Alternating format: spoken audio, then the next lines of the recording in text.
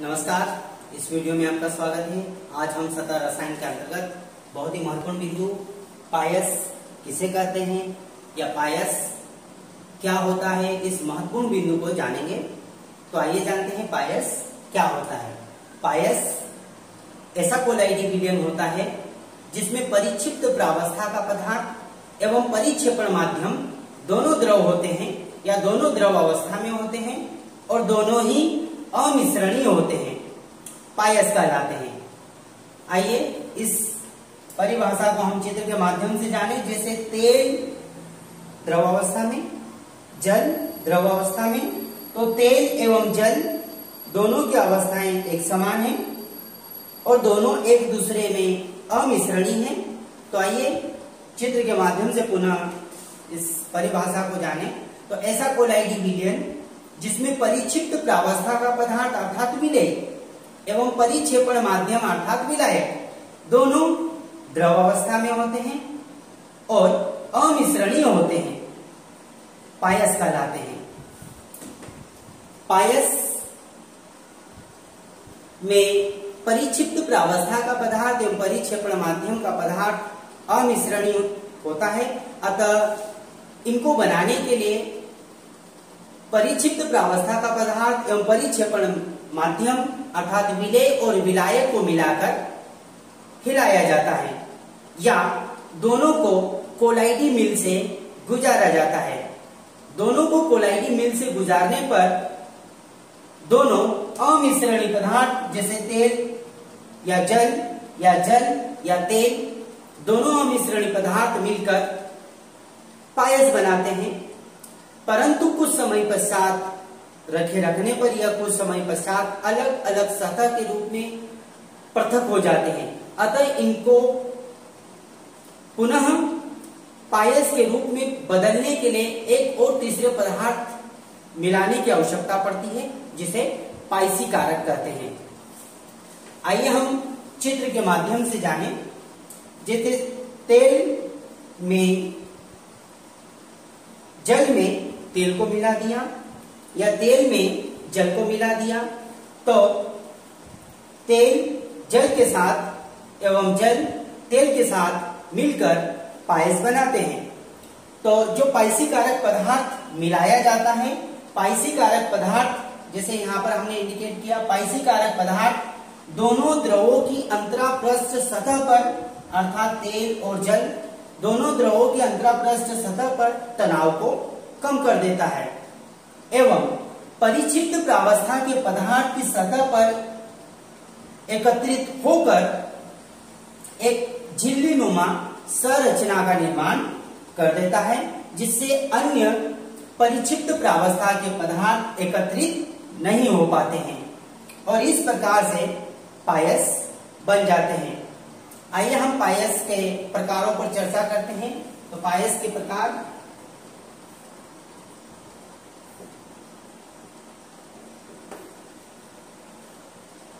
पायस के प्रकार। पहला बिंदु, जल में तेल।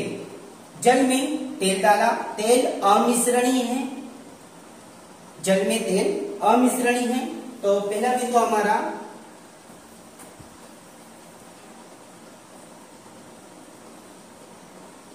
जल में तेल। इस प्रकार के पायस में जल सतत प्रावस्था में होता है एवं तेल परिक्षिप्त प्रावस्था में होता है अर्थात असतत प्रावस्था में होता है। तो इस प्रकार के पायस में जल में तेल अर्थात जल सतत प्रावस्था में होता है एवं तेल असतत प्रावस्था या परिक्षिप्त प्रावस्था में होता है। उदाहरण लिख सकते हैं हम यहाँ पर। उदाहरण,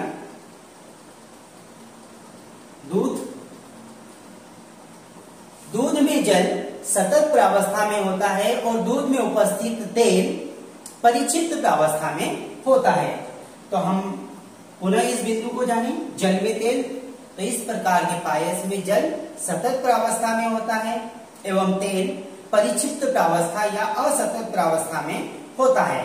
उदाहरण, दूध जल में तेल का पायस का महत्वपूर्ण उदाहरण है। दूसरा बिंदु हमारा पायस के प्रकार के अंतर्गत तेल में जल।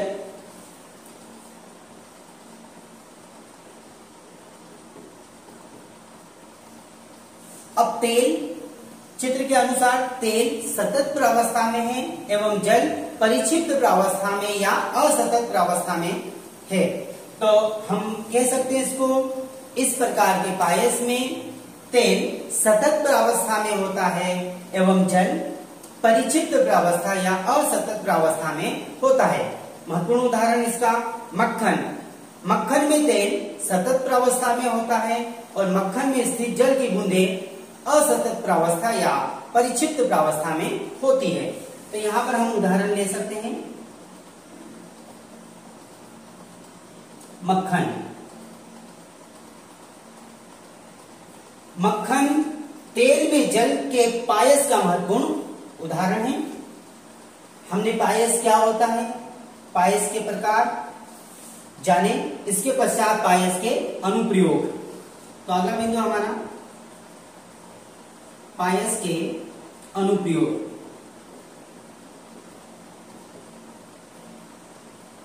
पायस के अनुप्रयोग अर्थात कहां कहां पर इसका बहुआयामी उपयोग होता है। तो पहला बिंदु इस प्रकार से कि साबुन और अपमार्जक की जो प्रक्षालन क्रिया होती है पायसीकरण के आधार पर होती है। पहला बिंदु, साबुन एवं अपमार्जक की जो प्रक्षालन क्रिया होती है या कार्यविधि होती है पायसीकरण की क्रिया के आधार पर होती है।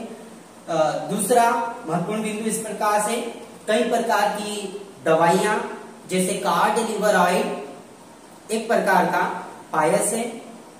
तीसरा बिंदु इस प्रकार से, डिसइंफेक्टेंट जैसे डेटॉल, लाइजॉल इत्यादि को जल में मिलाया जाता है। तो जल में डेटॉल, लाइजॉल इत्यादि मिलकर एक प्रकार का पायस बनाते हैं।